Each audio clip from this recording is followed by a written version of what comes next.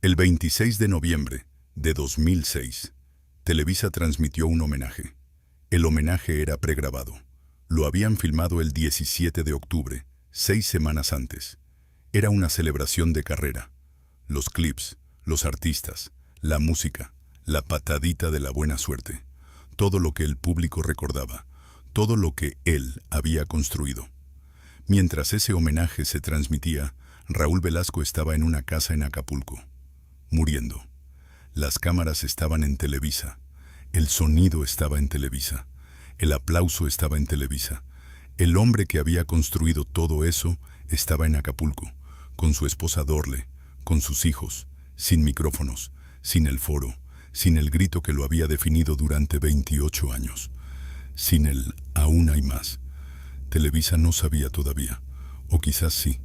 Eso es parte de lo que vamos a ver hoy. Lo que sí sabemos es esto: el homenaje terminó. De los créditos rodaron. La programación continuó. Y en algún punto de esa mañana del 26 de noviembre, el hombre que había prometido 30 años de domingos, que siempre había más, finalmente se quedó sin más. Así terminó la historia pública de Raúl Velasco.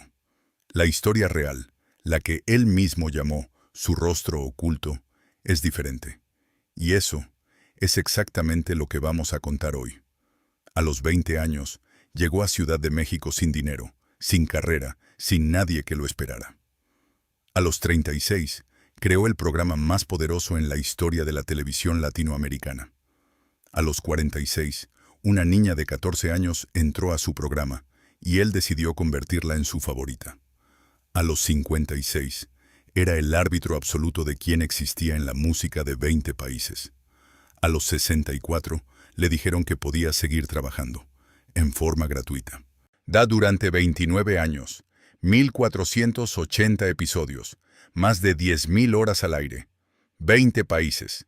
En 1999, demandó a Televisa por 21 millones de pesos. El caso nunca se resolvió públicamente. Escribió un libro sobre su vida. Lo llamó Mi rostro oculto. Hoy, casi 20 años después de su muerte, su nombre sigue siendo sinónimo de todo lo que fue la televisión mexicana en su era dorada, y también de lo que esa televisión eligió no ver. Sus favoritas todavía no han hablado. Algunas nunca lo harán. Hoy vas a descubrir 4 cosas que cambian todo lo que creías saber sobre Raúl Velasco. Lo primero es un libro que él mismo escribió, con un título que lo dijo todo, y que nadie supo leer. Lo tenía frente a los ojos cualquiera que lo buscara. 263 páginas, publicado en 1990. Y en la portada, Ana dijo en televisión, en vivo, frente a dijo en televisión, en vivo, frente a millones de personas. Una frase que parecía un insulto, pero que era algo más oscuro que un insulto. Era una confesión, y nadie la escuchó como tal. Lo tercero es lo que Televisa sabía, lo que eligió no ver, y lo que hizo para asegurarse de que nadie más lo viera tampoco, durante casi 30 años. Y lo cuarto es lo que él mismo confesó al final, no en cámara, no en ese libro, sino en privado, cuando ya no le quedaba poder, cuando ya nadie lo llamaba, cuando finalmente entendió lo que había construido y lo que había perdido. Te voy a avisar cuando llegue cada una. Si te vas antes del final, te pierdes la parte que Televisa ha intentado enterrar durante casi 20 años. Pero antes de contarte lo que Velasco confesó, necesitas entender quién era antes de convertirse en el hombre más poderoso del espectáculo latinoamericano. Porque esta historia no empezó en Televisa. Empezó en un patio de escuela en Celaya, Guanajuato, y empezó con una humillación. El 24 de abril de 1933, en Celaya, Guanajuato, nació un niño al que nadie esperaba convertir en leyenda. Celaya no era una ciudad de sueños, era una ciudad de cornfields, de comercio pequeño, de familias que sobrevivían un mes a la vez. México todavía digería las cicatrices de la revolución. El país reconstruía su idea de sí mismo, ladrillo por ladrillo, sin prisa y sin garantías. Y en una esquina de esa ciudad, en una tienda de abarrotes llamada La Violeta.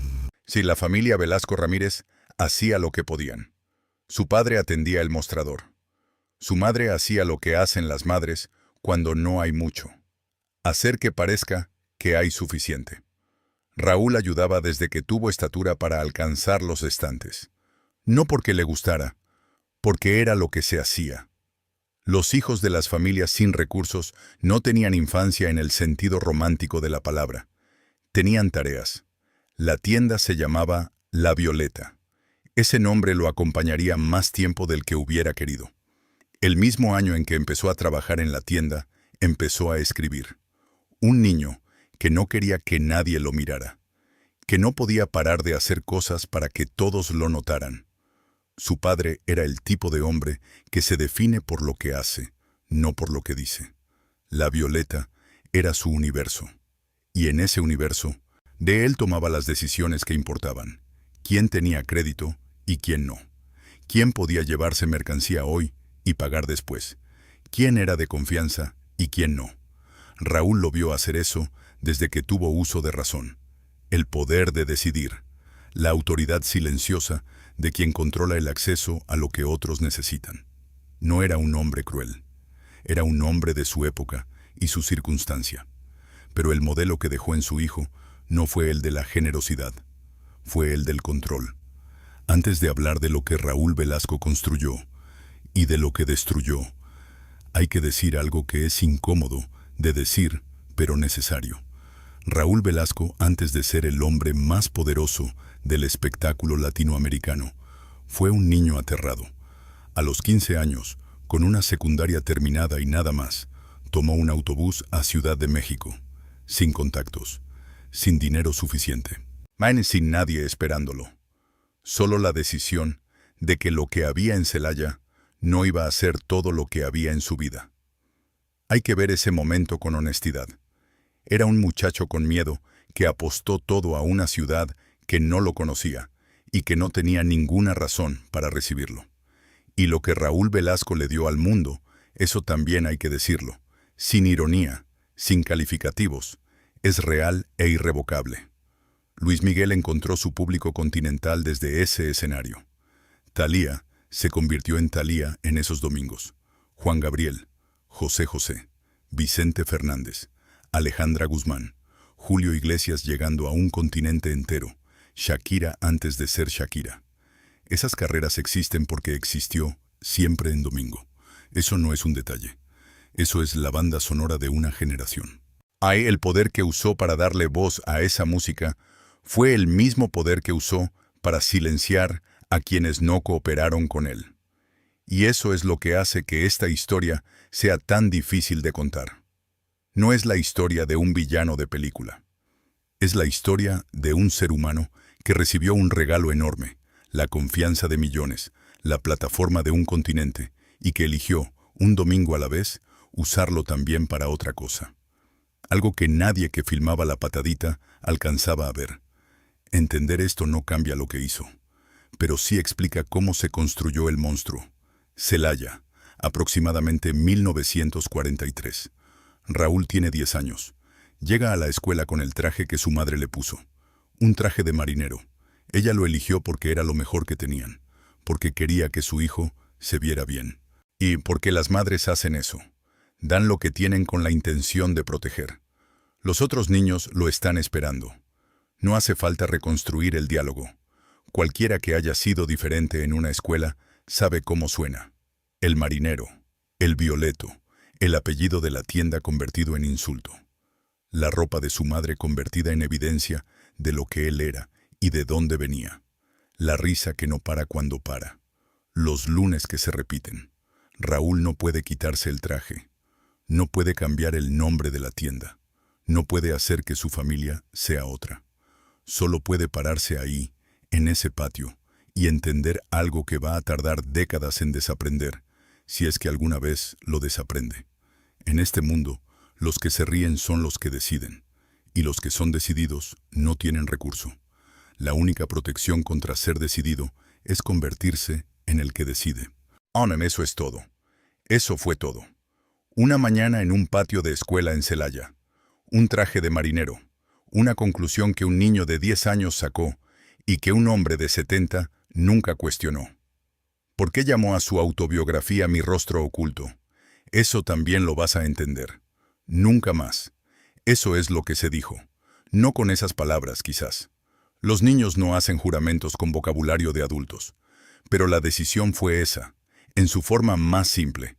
Nunca más alguien va a decidir si yo existo. Va a dejar Celaya. Va a ir a un lugar donde nadie sepa nada de la Violeta ni del traje de marinero.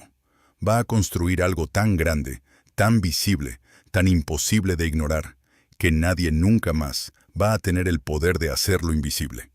En la Violeta, su padre decidía quién tenía crédito y quién no, quién podía entrar y quién se quedaba afuera. Raúl tomó nota. Y no conscientemente, no como un plan, sino de la manera en que los niños aprenden las reglas del mundo, observando quién tiene el poder y qué hace con él. Ese traje de marinero, ese apodo, esa mañana en Celaya, lo vas a necesitar cuando lleguemos al año 1979. A los 15 o 16 años, algo pasó que cambió la dirección de todo. Empezó a escribir para una revista de deportes local en Celaya. Cubría frontenis, un deporte que practicaba, que conocía, que podía describir desde adentro. Pero lo que descubrió no fue que sabía de frontenis. Fue que podía hacer que alguien que nunca había visto un partido de frontenis lo viera.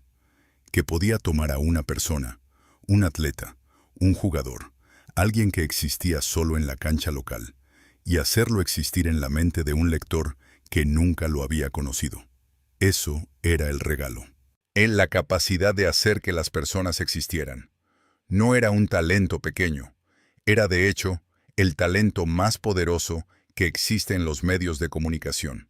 La capacidad de legitimar, de decir este existe y que el mundo lo crea, de construir, con palabras primero y con cámaras después, la realidad de alguien más.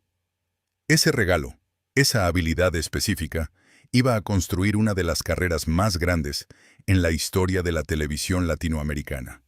Y también iba a ser el instrumento de algo muy diferente. Y fue en esos años, escribiendo en esa redacción pequeña de Celaya, donde escuchó por primera vez el nombre de Emilio Azcárraga. No en persona todavía, solo el nombre. Pero los nombres que importan llegan antes que las personas.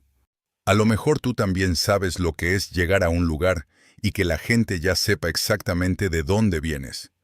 Que lo lean en tu ropa, en tus zapatos, en la forma en que pronuncias ciertas palabras. Que lo lean antes de que abras la boca. A lo mejor tú también sabes lo que es querer desaparecer en un lugar donde no puedes desaparecer. Donde el apellido de tu familia es el chiste de alguien más. Donde lo mejor que tu madre pudo darte se convirtió en la razón por la que te señalan. Eso se llama humillación. No la humillación dramática de las películas. La humillación cotidiana, silenciosa, de saber que en el orden de ese patio, tú estás abajo, y que no hiciste nada para estarlo. Raúl Velasco lo vivió exactamente así. Cada lunes, de vuelta al patio, con el mismo traje, con el mismo apellido, con la misma conclusión formándose, en una mañana a la vez, hasta que se volvió la única verdad que conocía. Lo que hizo con esa verdad, eso es lo que vamos a ver ahora. Y fue con esa herida, sin cerrar, sin nombre todavía, que Raúl Velasco llegó al único lugar donde el dolor tenía sentido. No como víctima, como el que decide. Ciudad de México, 1953. Tenía 20 años y una secundaria terminada. Consiguió trabajo como contador en el Banco Nacional de México. De día, números. De noche, palabras. Escribía para revistas de espectáculos mientras otros dormían, novelas de la radio, cine universal, cine álbum, luego novedades, luego El Heraldo. Cada publicación un escalón, cada artículo una demostración de que él podía hacer existir a otros con sus palabras. Nadie le abrió una puerta, las empujó todas él. La radio llegó después. Radio Variedades. Una voz en una frecuencia. La televisión llegó más tarde, en la Televisión Independiente de México, donde hizo programas que hoy nadie recuerda. Medianoche, Domingos espectaculares, reseña cinematográfica de Acapulco, roles pequeños, espacios prestados, pero el mismo proyecto de siempre, hacerse visible en un mundo que no tenía ninguna razón para verlo. Tardó casi 20 años en encontrar la puerta que buscaba. Cuando la encontró, la abrió de par en par, y nunca la volvió a soltar. El 14 de diciembre de 1969, siempre en domingo, nació. Esa misma semana, en algún lugar de Veracruz, una niña de 4 años llamada Yuri aprendía a caminar sobre el escenario de un festival de pueblo. El 14 de diciembre de 1969, Emilio Azcárraga Milmo, el Tigre, el hombre más poderoso de los medios en México, le entregó a Raúl Velasco algo que no le daba a nadie: control total. Siempre en domingo no era solo un programa de variedades, era un mandato. Azcárraga le dijo, en esencia: este espacio es tuyo, haz lo que quieras, presenta a quien quieras, y el país va a ver lo que tú decidas mostrarle. Párate un momento a pensar en lo que eso significa. Un hombre, un domingo, 20 países conectados por satélite, y la decisión de quién existía y quién no, en manos de una sola persona. Esa noche, en el foro de Televisa, cuando las cámaras se encendieron por primera vez, y el público aplaudió, y la música empezó, ocurrió algo que solo Raúl Velasco entendió en su totalidad. No era el debut de un programa. Era la respuesta a una pregunta que llevaba décadas haciéndose en un patio de escuela en Celaya. ¿Quién decide si yo existo? Ahora él, el niño de la violeta, el que de pequeño había visto a su padre decidir quién tenía crédito, el que llegó a Ciudad de México sin nada. Ese hombre ahora tenía un continente en el bolsillo cada domingo. El hombre que de niño ordeñaba vacas en Celaya llevaba 20 países en el bolsillo cada domingo, y todavía no era suficiente. Los números cuentan la historia que las palabras no alcanzan. 29 años de Siempre en Domingo, 1480 episodios, más de 10.000 horas al aire. En su mejor época, el programa ocupaba hasta 9 horas de la programación dominical en televisoras asociadas de toda América Latina.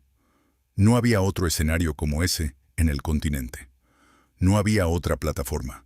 No había otro camino. Por ese escenario pasaron Luis Miguel, todavía un niño, una voz que el mundo todavía no había escuchado. Thalía, una adolescente de Naucalpan que se convertiría en una de las artistas más grandes de la historia. Juan Gabriel, José José, Vicente Fernández, Alejandra Guzmán, Lucero, Yuri, Julio Iglesias encontrando a América Latina, Shakira antes de ser Shakira, Ricky Martin, Chayanne. Cada domingo millones de familias mexicanas encendían el televisor. El olor de la comida del mediodía, los abuelos en el sillón, los niños en el piso, y en la pantalla, con esa frase que el país entero se sabía de memoria: aún hay más. Siempre había más. Eso era lo que prometía, y durante casi 3 décadas cumplió.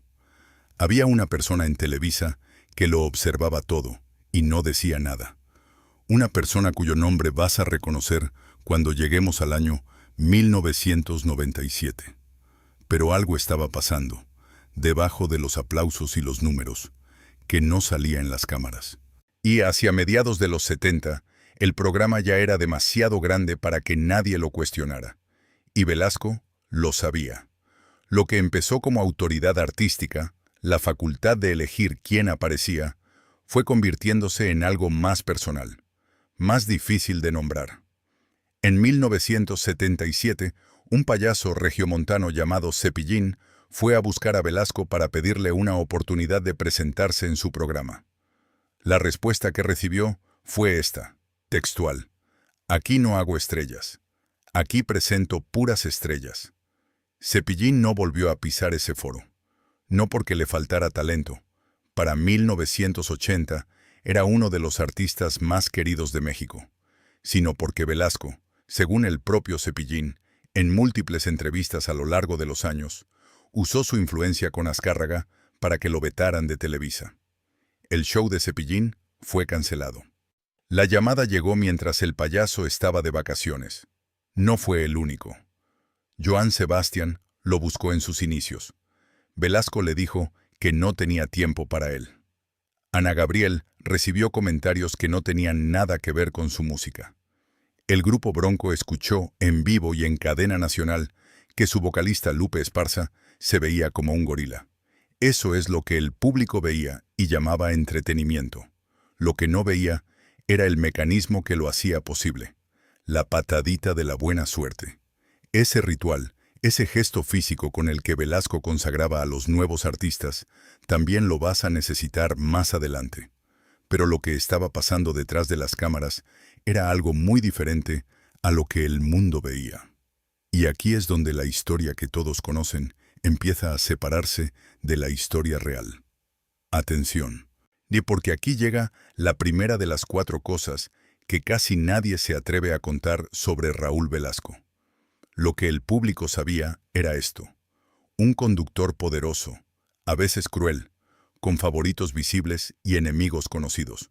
Un hombre de carácter fuerte que había construido el programa más importante de la televisión latinoamericana y que lo manejaba con mano de hierro.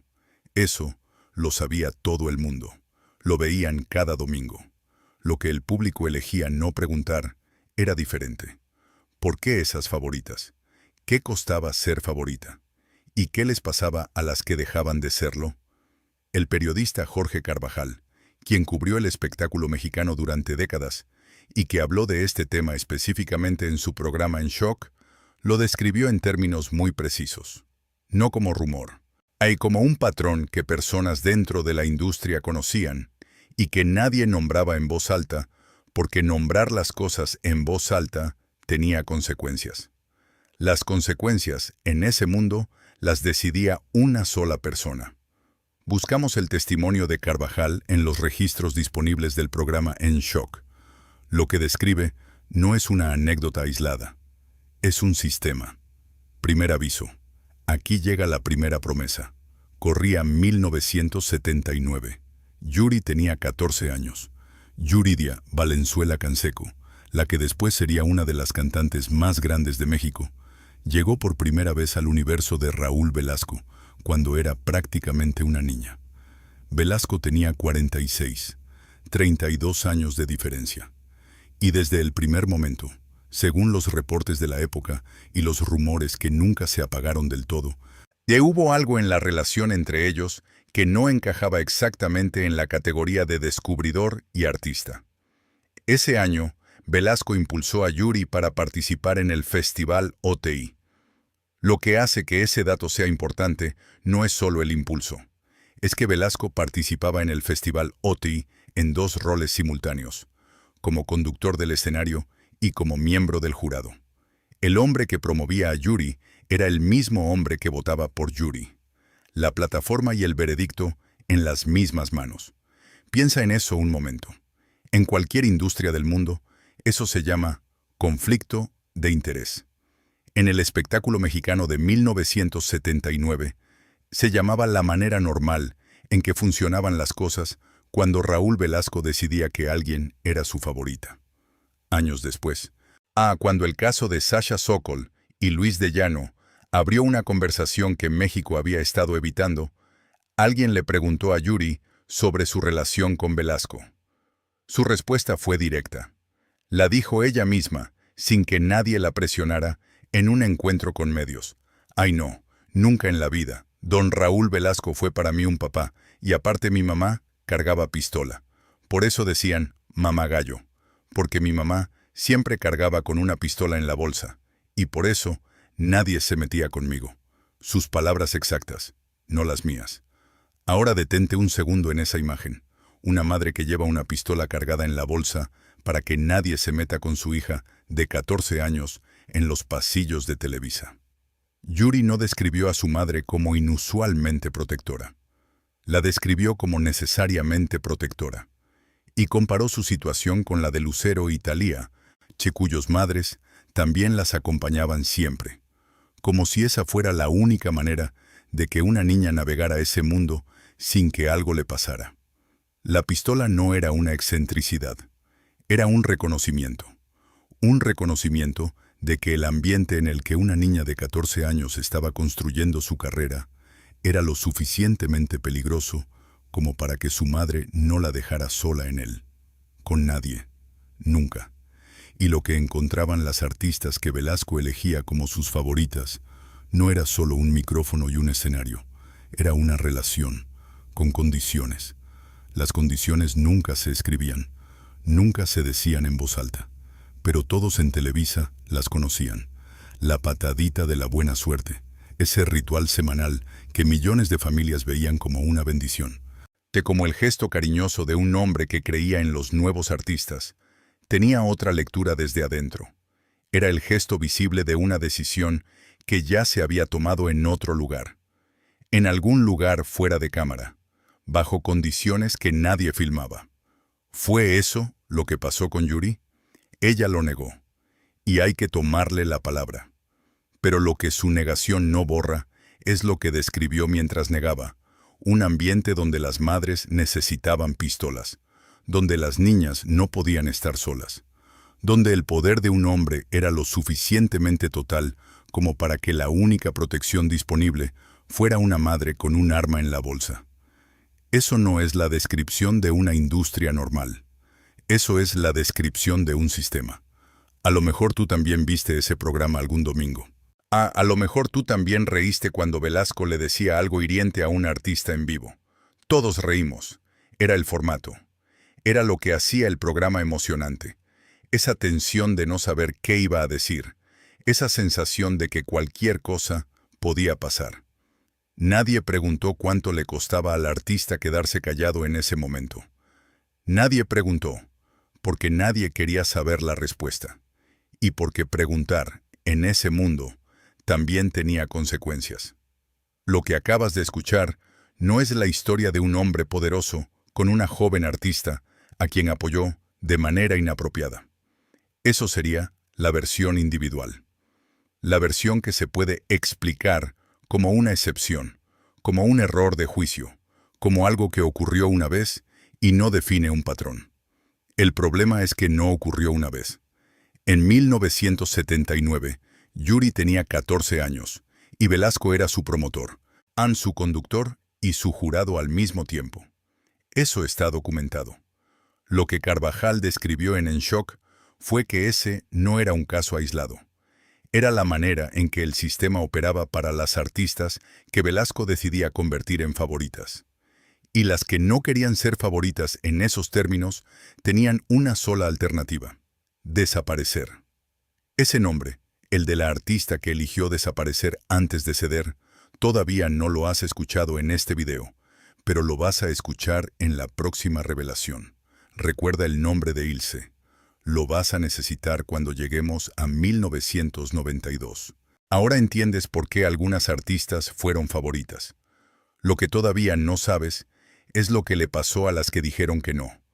Y lo que el propio Velasco dijo, en vivo, frente a millones de personas, que sin saberlo, confesó exactamente cómo funcionaba todo esto.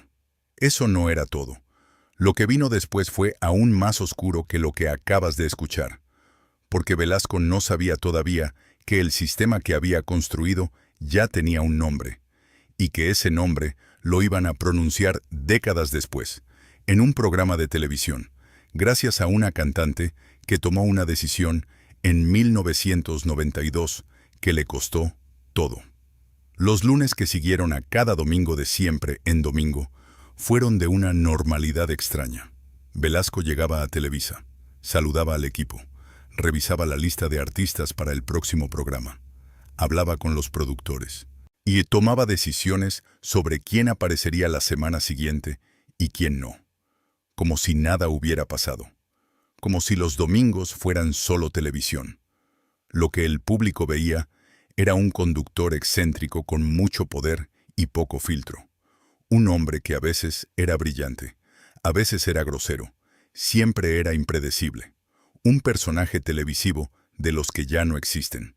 Lo que construyó, eso nadie lo discute, fue real y fue enorme.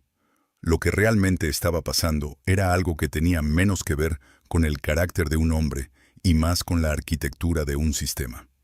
Emilio Azcárraga Milmo, el Tigre, había tomado una decisión en 1969 que definió todo lo que vino después.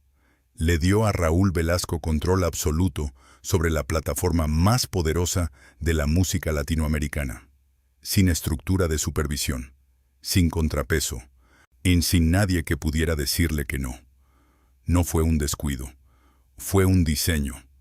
El Tigre construyó su televisora sobre la lealtad absoluta de figuras clave a quienes daba poder total a cambio de resultados totales.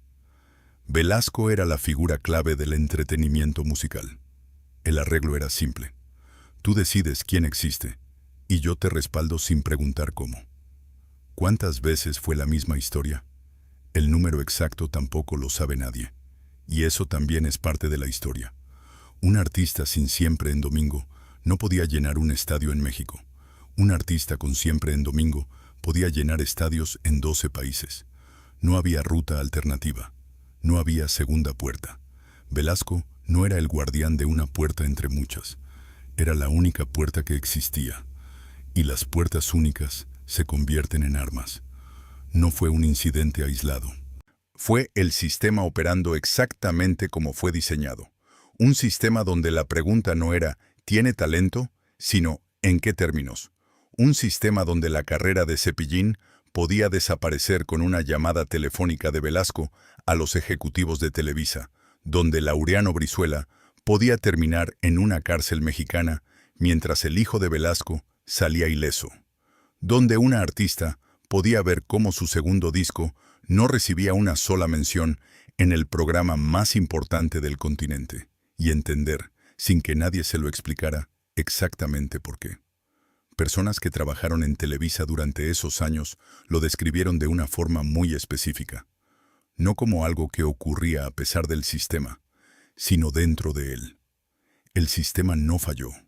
El sistema funcionó. Funcionó exactamente para lo que había sido construido. Concentrar poder en una persona, eliminar toda estructura de accountability y hacer que el éxito de esa persona fuera suficientemente valioso para que nadie en la cadena tuviera incentivo de interrumpir el arreglo. 30 años construyendo el sueño de otros. Un edificio entero de sueños, con los cimientos que nadie veía. Ahora mira esos domingos desde otro ángulo. Las familias mexicanas recuerdan Siempre en Domingo con un calor específico. El olor de la comida, los abuelos, los niños en el piso frente al televisor. Es un recuerdo que pertenece a la categoría de las cosas que definen una infancia, una época, una cultura. Eso es real. Ese recuerdo es verdadero. Y los domingos por la tarde, en los pasillos y las oficinas de Televisa, ocurrían conversaciones que esas familias no habrían querido escuchar. Decisiones que se tomaban sobre personas, sobre carreras, y sobre cuerpos, sobre el precio del acceso, que la cámara nunca encuadró. Había una cantante que en 1992 tomó una decisión que en ese momento pareció profesional, que en realidad fue algo completamente diferente. Ese nombre también va a volver. El niño de Celaya que juró nunca volver a ser decidido se convirtió en el hombre que decidía. Y lo que hacía con ese poder no fue aleatorio, fue preciso. Mofarse de la ropa humilde de Bronco, llamar corrientona a Thalía frente a millones, humillar en vivo a artistas por su peso, por su origen, por la forma en que se vestían. El contenido específico de lo que les hacía a otros era exactamente el contenido de lo que le habían hecho a él. No era crueldad inventada, era crueldad aprendida. La herida de Celaya no se curó cuando llegó el poder, se industrializó. Los domingos por la mañana, las familias mexicanas encendían el televisor y veían un programa de música. Los domingos por la tarde, en los pasillos de ese mismo edificio, Raúl Velasco tomaba decisiones que esas familias nunca vieron. A lo mejor tú también has conocido a alguien así, alguien que te ayuda mucho, demasiado, alguien que te abre puertas que nadie más te abre, y que, con el tiempo, te vas dando cuenta de que todas esas puertas tienen precio, que la generosidad tiene condiciones, y que las condiciones nunca se dijeron al principio, porque si se hubieran dicho al principio, nadie habría entrado. Hay un nombre para esa estructura. No es amistad, no es mentoría, es control disfrazado de oportunidad. Raúl Velasco lo conocía bien. Lo había aprendido en La Violeta, viendo a su padre decidir quién tenía crédito y quién no. Gil lo había perfeccionado en 29 años de domingos.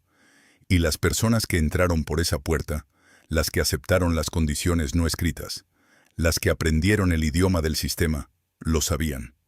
Algunas todavía lo saben, y todavía no hablan. Y entonces sucedió lo que muchos ya temían, pero nadie quería nombrar. Lo que viene ahora cambia todo lo que habías entendido hasta este momento. Y fue en ese sistema, en esa máquina que todos veían y nadie nombraba, donde sucedió lo que te voy a contar ahora. No como anécdota, como evidencia. Y ahora sí, la segunda revelación. Esta es quizás la más oscura de todas, porque lo que te voy a contar ahora no viene de rumores.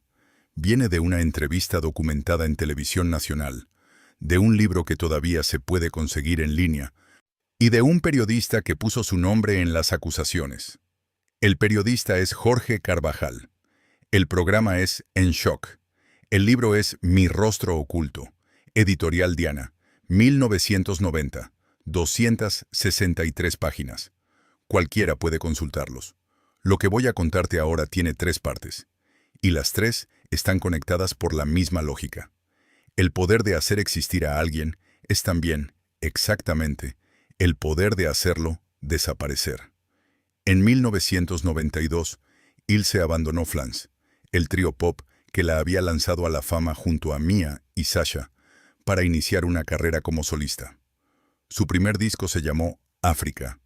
Tuvo éxito, tuvo promoción, tuvo presencia en Siempre en Domingo, que en ese momento todavía era la plataforma que determinaba si un disco existía o no en el mercado latinoamericano. 4 años después, en 1996, Sheila Ilse lanzó su segundo disco como solista. Se llamó El Río. El Río no recibió una sola mención en Siempre en Domingo, no una entrevista, no una presentación, no una referencia de pasada. Silencio total. Y en el universo del espectáculo mexicano de 1996, ese silencio no era neutral. Era una sentencia. Sin Siempre en Domingo, un disco no llegaba a las estaciones de radio. Sin las estaciones de radio, no llegaba a las tiendas. Sin las tiendas, no llegaba al público. La cadena era simple y era total. Ilse desapareció del mapa musical, no de golpe, sino de la manera más cruel. Lentamente, disco que no sonaba, presentación que no llegaba, hasta que el silencio se volvió permanente. Piensa en eso un momento. Juan Jorge Carvajal lo explicó en Shock con una precisión que no dejaba espacio para la interpretación, porque no le hizo jalón al señor Velasco. Sus palabras exactas, no las mías. Un periodista con nombre y apellido, en un programa de televisión, diciendo en voz alta lo que la industria susurraba desde adentro, que la carrera de Ilse fue destruida porque se negó a cumplir una petición de índole sexual. Ilse nunca lo confirmó. Ilse nunca lo desmintió. Hasta el día de hoy, la cantante que construyó una de las voces más reconocibles del pop mexicano no ha dicho una palabra sobre lo que pasó entre 1992 y 1996. Ese silencio también es parte de la historia. Las personas que están dentro de un sistema que tiene poder sobre su carrera futura no suelen hablar. No porque no tengan nada que decir, sino porque el sistema sigue ahí. Mi Rostro Oculto tiene 263 páginas. En ellas, Velasco describió su carrera, sus logros, su visión de la televisión mexicana. Lo que no escribió, lo que dejó en blanco en todas esas páginas, era exactamente qué cosas el público nunca iba a saber. Y las personas que las sabían no tenían un libro, ni un micrófono, ni una plataforma, solo el silencio que él mismo había diseñado. Diciembre de 1989. El cantante argentino Laureano Brizuela, conocido como el Ángel del Rock, uno de los artistas latinoamericanos más prometedores de esa década, fue detenido en México, acusado de evasión fiscal. Lo que siguió fueron 4 meses y medio en una cárcel mexicana. Lo que salió a la luz décadas después, en una entrevista que Brizuela dio al programa Sale el Sol en 2018, fue esto. Raúl Velasco Jr., hijo mayor del conductor, era el representante artístico de Brizuela en ese momento. Y cuando el problema fiscal surgió, Velasco Jr. sabía de él antes de que se hiciera público. Lo que hizo fue buscar a su padre para que usara sus influencias. Logró que su hijo saliera limpio y dejó a Laureano Brizuela solo frente a funcionarios corruptos que manejaban el caso. Brizuela lo dijo con sus propias palabras en esa entrevista. Raúl Velasco, en lugar de defendernos a su hijo y a mí, defendió a su hijo solo. Mientras trataban de sacar a su hijo del problema, se olvidaron de que yo era un ser humano y que también me tenían que cuidar.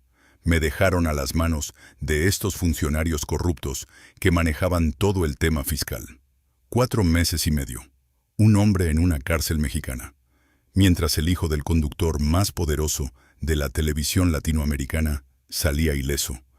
Y el padre, el hombre que cada domingo le prometía a 20 países que siempre había más, no dijo una sola palabra pública sobre el asunto. Nunca. En 1977, Raúl Velasco le dijo a Cepillín, frente a testigos, con total naturalidad: «Aquí no hago estrellas. Aquí presento puras estrellas». No entendía lo que estaba revelando.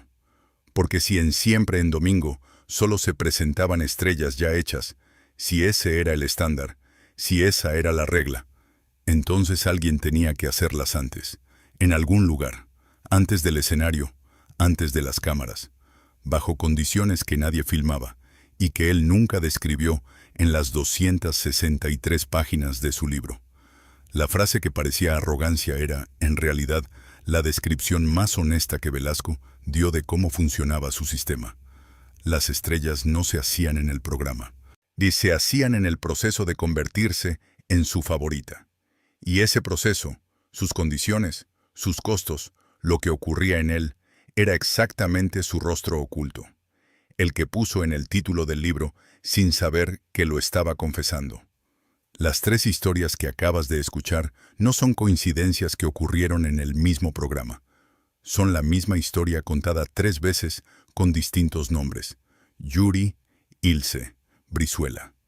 En cada una, el mismo mecanismo: el poder absoluto sobre una plataforma sin alternativas, la lealtad como condición de acceso, y la destrucción, silenciosa, sin huella, sin juicio, para quienes no cumplían los términos. Ahora entiendes lo que Velasco hacía, lo que el libro prometía revelar y no reveló, lo que la frase confesaba sin saberlo. Lo que todavía no sabes es quién más lo sabía. ¿Y qué decidió hacer con ese conocimiento? Porque Raúl Velasco no operó 30 años en el vacío. Operó dentro de una institución. Una institución con ejecutivos, con abogados, con departamentos de comunicación, con personas cuyo trabajo era saber exactamente qué ocurría en cada uno de sus programas. Una institución que tenía toda la información necesaria para intervenir, y que eligió no hacerlo. Ahora entiendes lo que Velasco les hacía a sus favoritas. Pero todavía falta la parte que Televisa no quiere que sepas.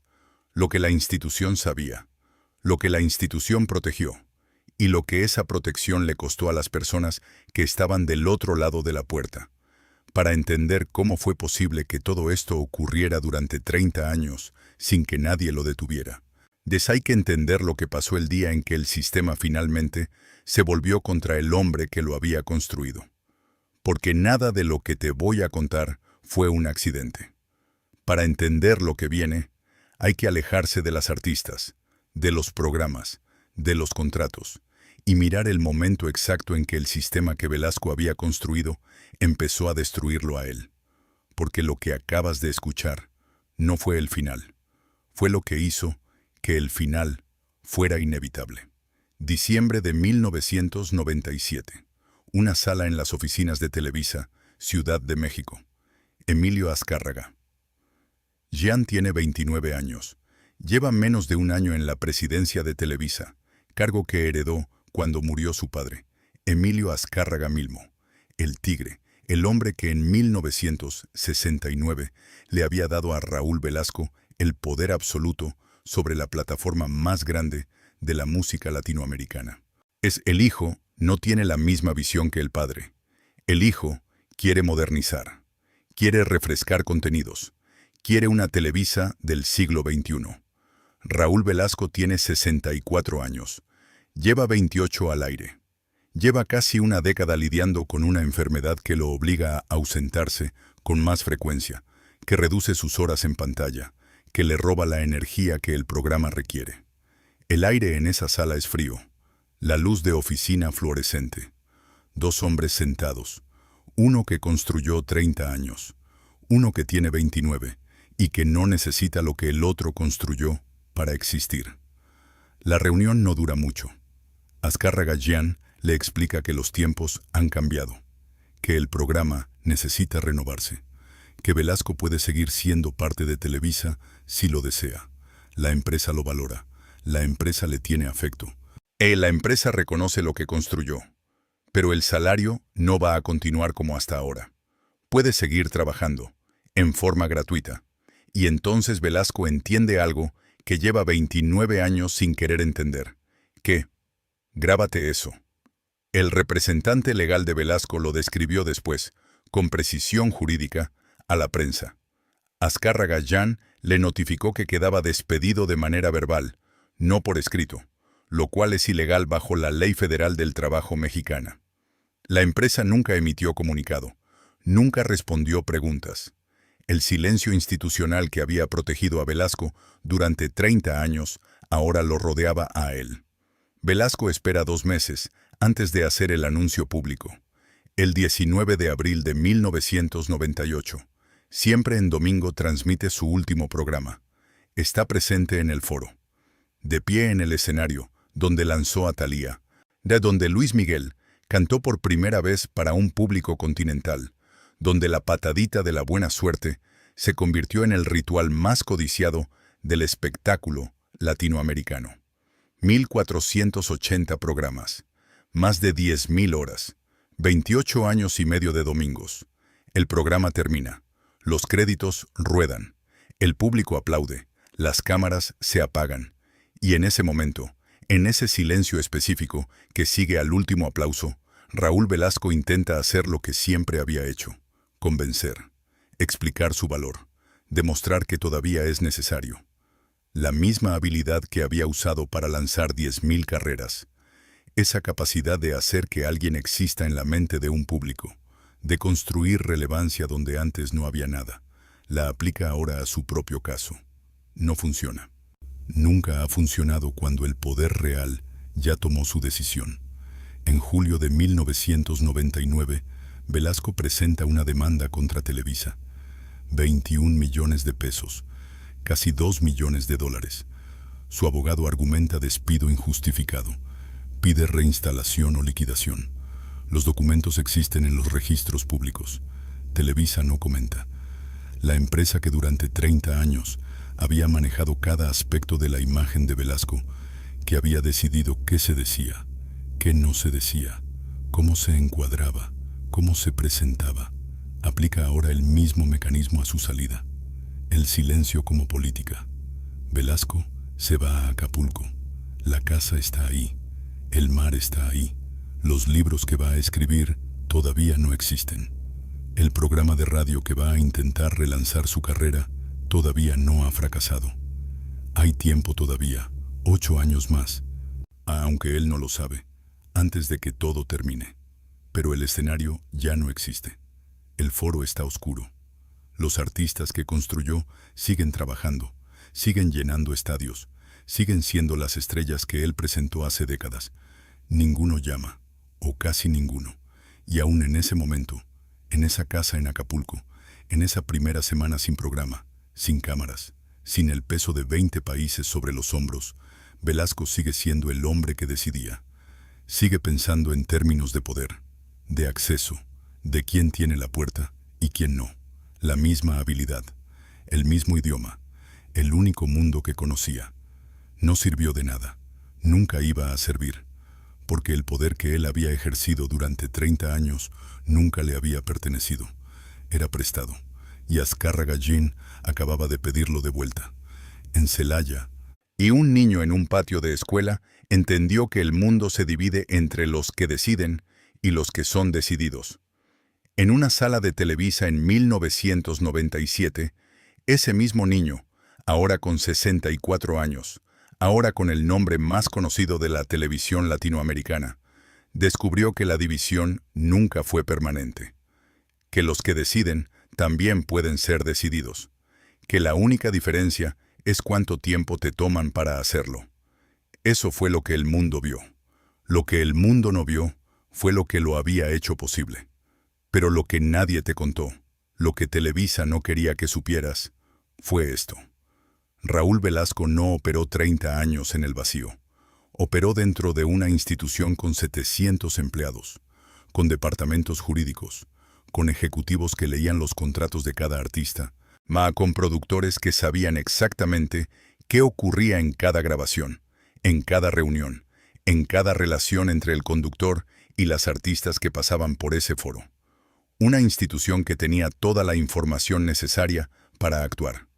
Televisa eligió no actuar, no porque no supiera, sino porque el arreglo era demasiado valioso para interrumpirlo.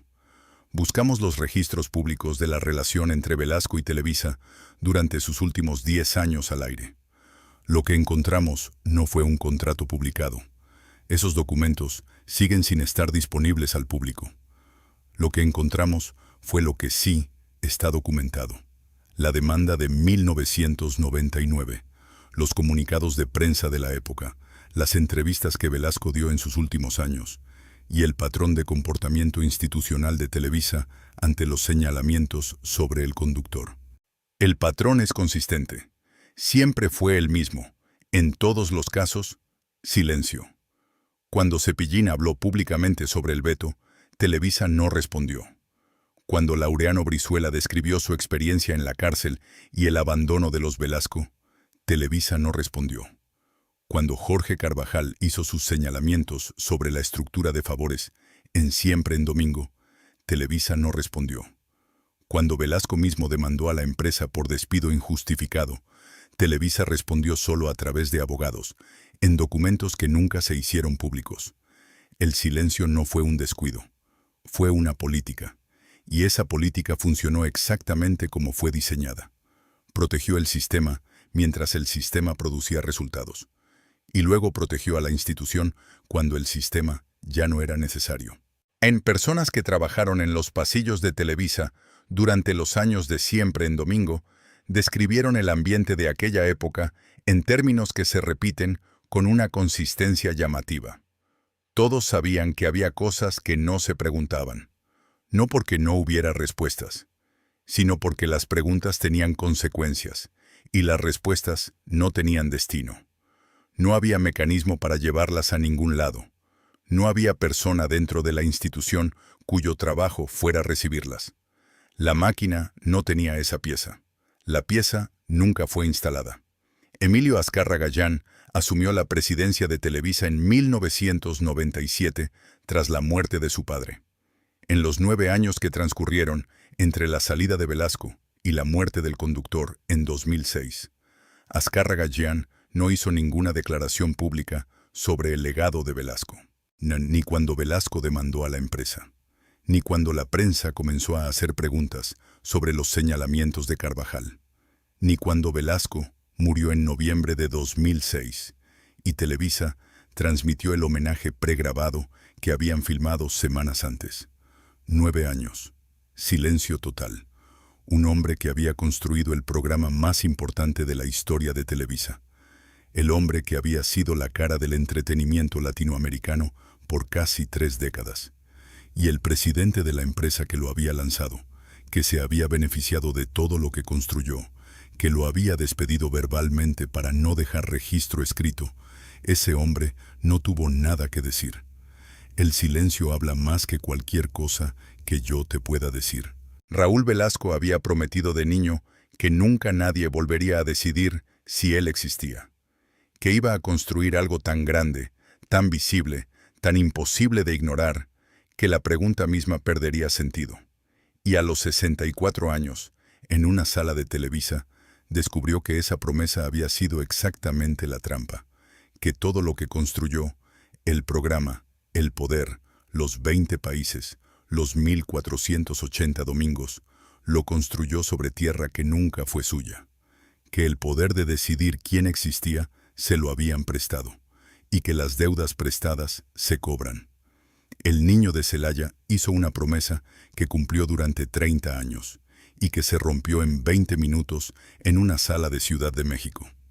A lo mejor tú también has descubierto algo sobre alguien que admirabas, que cambió todo lo que creías saber.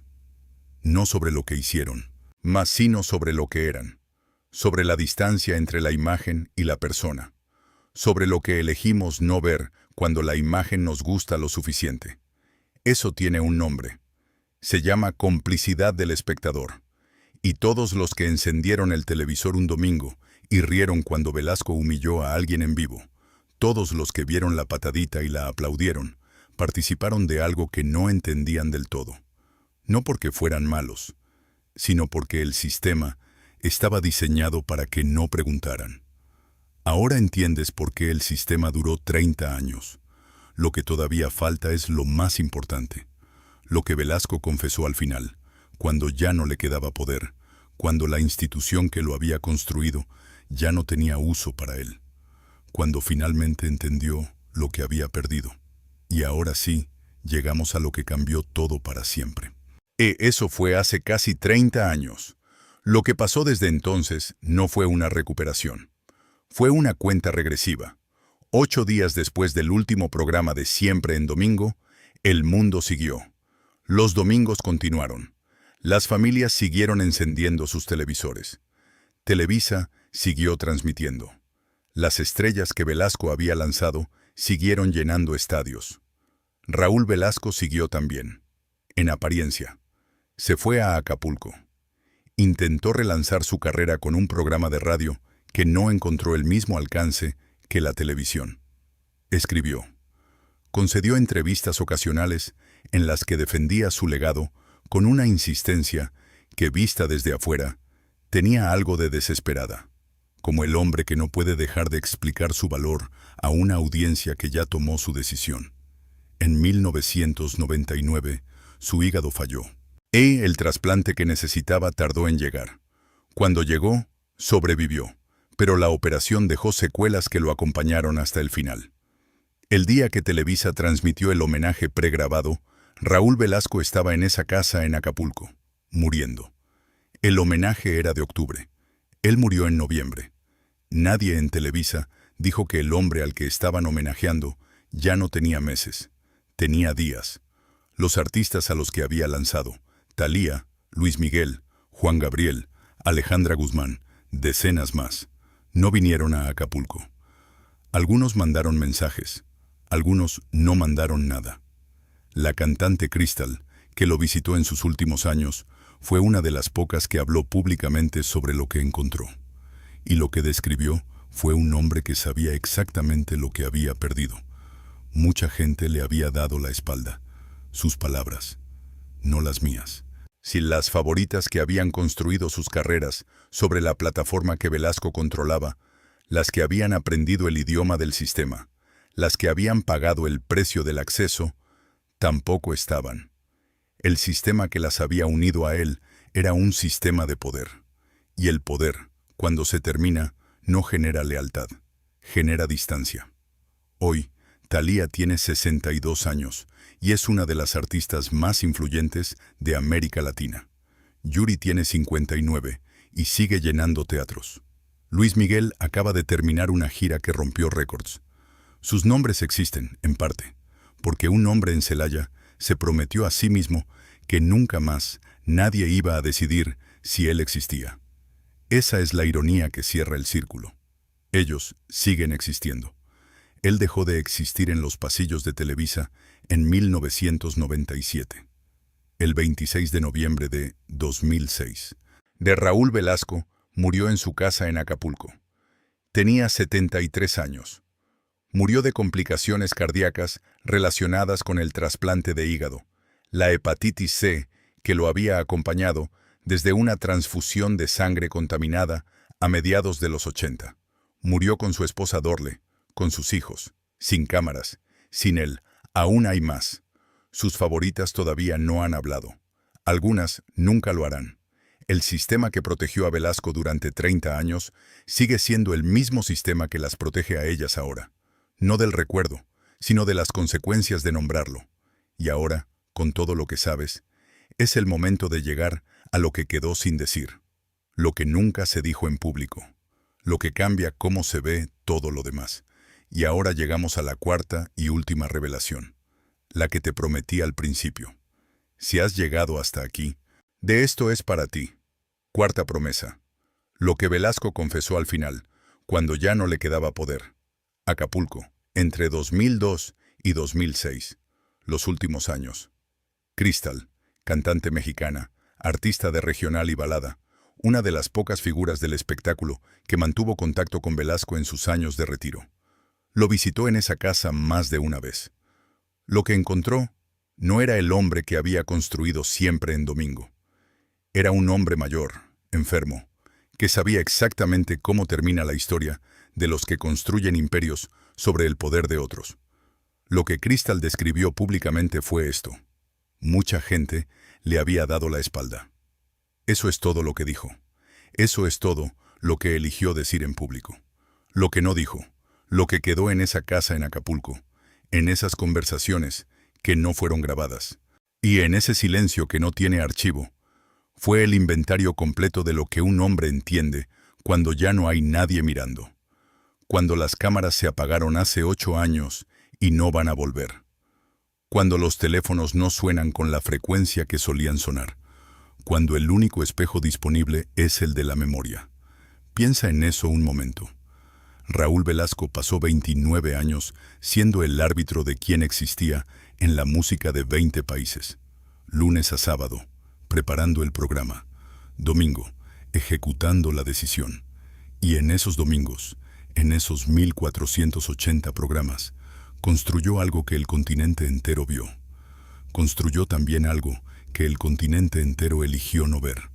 Mi rostro oculto. Él lo sabía. Lo sabía tan bien que lo escribió en la portada. La confesión no estaba dentro del libro, estaba en el título. Hay un hombre que había pasado 3 décadas controlando exactamente qué se veía y qué no se veía de su vida. Ese mismo hombre eligió llamar a su autobiografía Mi rostro oculto. No mi vida, no mis memorias, no lo que construí, su rostro oculto, el que nadie había visto, el que él mismo sabía que existía. Nunca lo mostró, pero lo nombró. Y ahora sí hay que decirlo con todas las letras. Lo que Raúl Velasco confesó en ese libro no fue lo que creyó estar confesando. No confesó sus logros. No confesó su carácter. Confesó el sistema. Confesó que había una cara visible. El conductor, el descubridor, el padrino de la música latinoamericana. Y una cara oculta que durante 30 años no tuvo nombre en ningún titular, en ninguna entrevista, en ninguna demanda que llegara a resolución pública, no como hipótesis, como lo que es. El rostro oculto fue el precio del acceso. Fue las condiciones no escritas. Fue la Ilse, cuya carrera desapareció en silencio. Fue la madre de Yuri con una pistola en la bolsa. Fue Laureano Brizuela en una cárcel mexicana, mientras el hijo de Velasco salía ileso.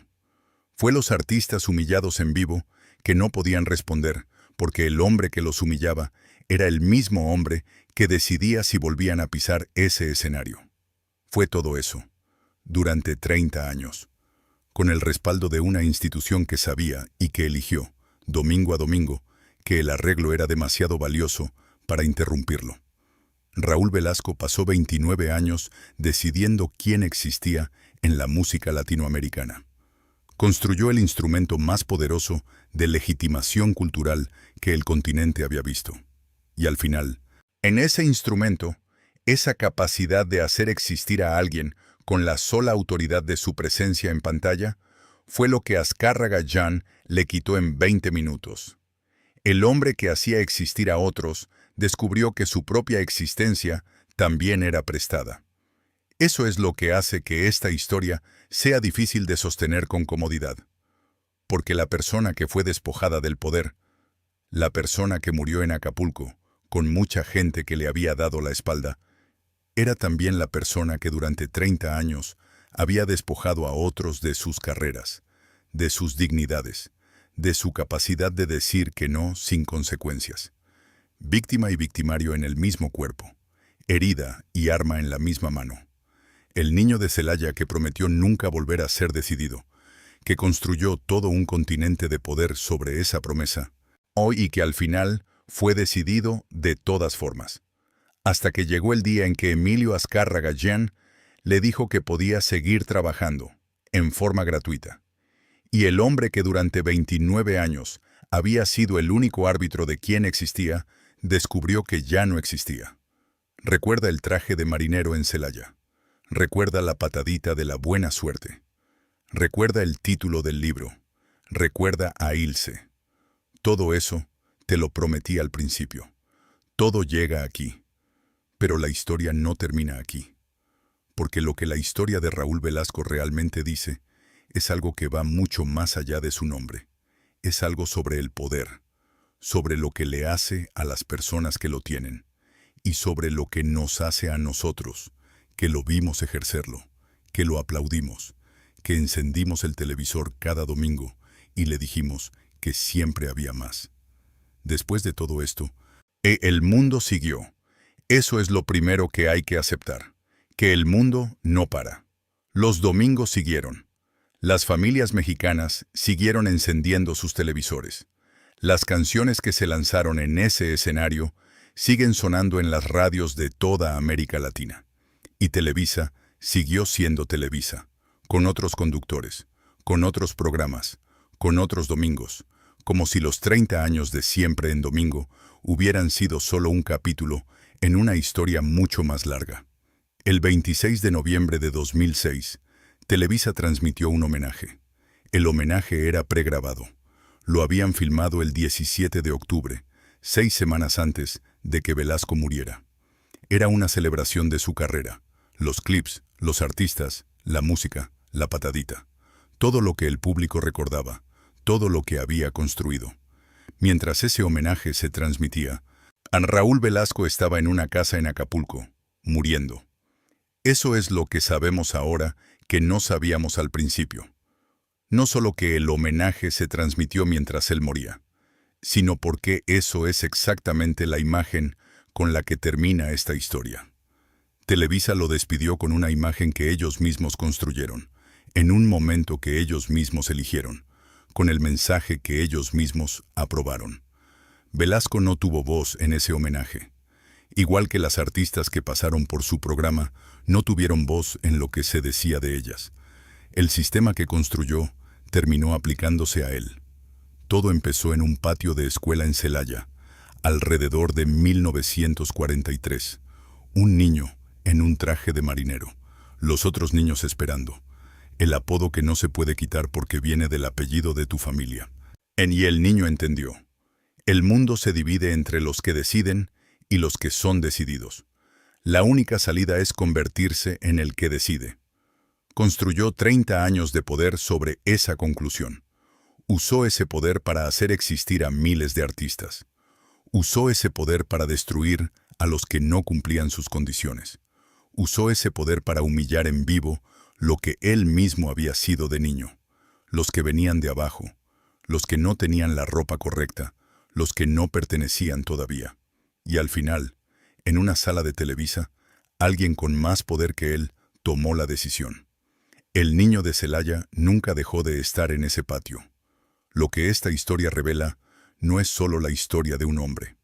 Es la historia de lo que ocurre cuando una institución construye el poder absoluto en una sola persona. Elimina toda estructura de accountability y decide que los resultados justifican no hacer preguntas. Eso no fue un accidente de la televisión mexicana de los 70. Fue un diseño. Y ese diseño produjo exactamente lo que los diseños producen. Resultados para quienes lo construyeron. y costos para quienes no tuvieron voz en la construcción. Las artistas que pagaron el precio del acceso a Siempre en Domingo pagaron un precio que ninguna persona debería tener que pagar para existir en su propia industria. Ese precio no lo fijó solo Raúl Velasco, lo fijó el sistema que lo protegió. Lo fijó la institución que eligió el silencio como política. Lo fijó cada persona que sabía y eligió no preguntar, porque no preguntar era más cómodo que las consecuencias de preguntar. Eso no termina con la muerte de Velasco. Eso termina cuando los sistemas cambian. Y los sistemas no cambian solos. A lo mejor tú también sabes que hay cosas que no se reparan. Que hay sistemas que no cambian, porque alguien decidió que debían cambiar en abstracto. Que cambian porque alguien, una persona con nombre, con historia, con algo que perder, decide nombrar lo que el sistema prefiere que no se nombre. Las artistas que callaron, no callaron por cobardía. Callaron porque el sistema que las silenció todavía opera, todavía tiene poder, todavía tiene consecuencias. Lo que nosotros podemos hacer, lo único que podemos hacer desde donde estamos, es no elegir el mismo silencio que eligió Televisa. Es preguntar, es escuchar cuando alguien habla, es no aplaudir la patadita sin preguntarnos qué ocurrió antes de que las cámaras se encendieran. Raúl Velasco lo descubrió demasiado tarde, cuando ya no quedaba nadie que lo escuchara. En el hombre que pasó 29 años decidiendo quién existía en la música latinoamericana, murió descubriendo que su propia existencia siempre había dependido de la misma decisión que él le había negado a otros. Y la pregunta que nadie puede responder todavía es esta. ¿Raúl Velasco sabía exactamente lo que hacía? ¿Eligió ese poder con plena conciencia de su costo para otros? ¿O fue un hombre que reprodujo sin cuestionarlo el único sistema de poder que había conocido, sin entender del todo lo que ese sistema le estaba haciendo a las personas que pasaban por él?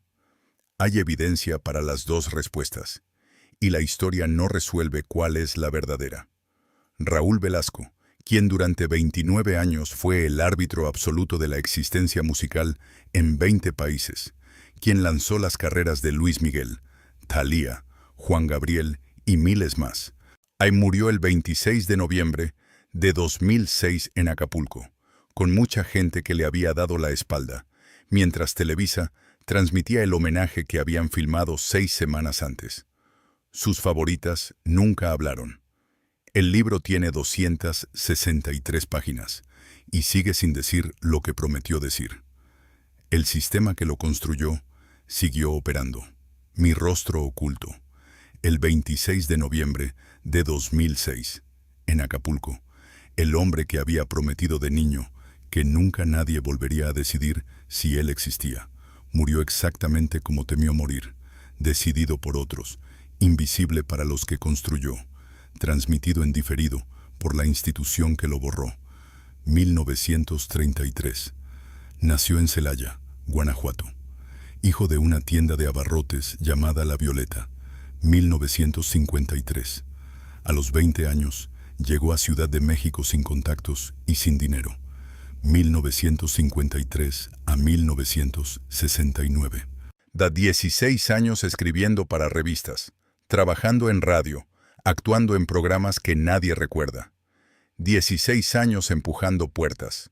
1969. El 14 de diciembre, Siempre en Domingo nació. Azcárraga Milmo le entregó el poder absoluto sobre la plataforma más grande de la música latinoamericana. Sin supervisión, sin contrapeso. 1979. Yuri tenía 14 años. Velasco tenía 46. Fue conductor y jurado al mismo tiempo en el festival donde la promovió. 1977. Le dijo a Cepillín, «Aquí no hago estrellas. Aquí presento puras estrellas». Cepillín fue vetado de Televisa. 1989. Laureano Brizuela pasó 4 meses y medio en una cárcel mexicana. El hijo de Velasco salió ileso. 1990. Publicó Mi rostro oculto. 263 páginas. El título lo dijo todo. El libro no dijo nada. 1992. Ilse lanzó África. Éxito total. Presencia en Siempre en Domingo. 1996. El Río no recibió una sola mención en el programa. La carrera de Ilse desapareció. 1997. Azcárraga. Jean le ofreció seguir trabajando, sin salario. 1998. El 19 de abril, último programa. 1480 episodios, más de 10.000 horas al aire. 20 países. 1999. Demandó a Televisa por 21 millones de pesos. El caso nunca se resolvió públicamente. 2006. Murió el 26 de noviembre en Acapulco. Tenía 73 años. 29 años de carrera. 10.000 horas al aire. La plataforma que lanzó a Luis Miguel, Thalía, Juan Gabriel. 0 cuentas que rindió. 0 personas que respondieran cuando el poder se terminó. Después de todo esto, hay preguntas que no me puedo quitar de la cabeza. Preguntas que no tienen respuesta fácil. ¿Y por qué Televisa nunca abrió una investigación interna sobre los señalamientos de Jorge Carvajal, un periodista que hizo sus acusaciones en Televisión Nacional, con su nombre, sin que nadie lo demandara ni lo desmintiera públicamente? ¿Por qué Emilio Azcárraga Llán no dijo una sola palabra sobre Raúl Velasco en los 9 años que transcurrieron entre su salida y su muerte, ni cuando lo demandaron, ni cuando murió, ni cuando el homenaje se transmitió en su propia cadena? ¿Por qué ninguna de las artistas que pasaron por ese sistema ha hablado con nombre y apellido, casi 20 años después de la muerte de Velasco, cuando ya no puede tomar represalias? ¿Por qué el público que vio las humillaciones en vivo cada domingo las llamó entretenimiento y no las llamó también por lo que eran? ¿Y quién era realmente Raúl Velasco? El hombre que reprodujo sin saberlo el único sistema de poder que había conocido, o el hombre que lo eligió con plena conciencia de lo que le costaba a otros. ¿Y qué diferencia hace esa respuesta para las personas que pagaron el precio? Si esta historia te hizo sentir el peso de algo que no sabías que cargabas, si te hizo pensar en lo que elegimos ver y lo que elegimos no ver cuando la imagen nos gusta lo suficiente, es porque estas historias importan. Suscríbete y comparte este video, no para ayudar al canal, sino para que las personas que pagaron el precio de estos sistemas sepan que alguien, finalmente, los está nombrando. Y la próxima semana, Paquita la del barrio, la mujer que cantó La rabia de millones durante 40 años, confesó lo que le costó hacerlo y lo que le hicieron cuando dejó de ser útil. Hay una grabación. Nos vemos ahí.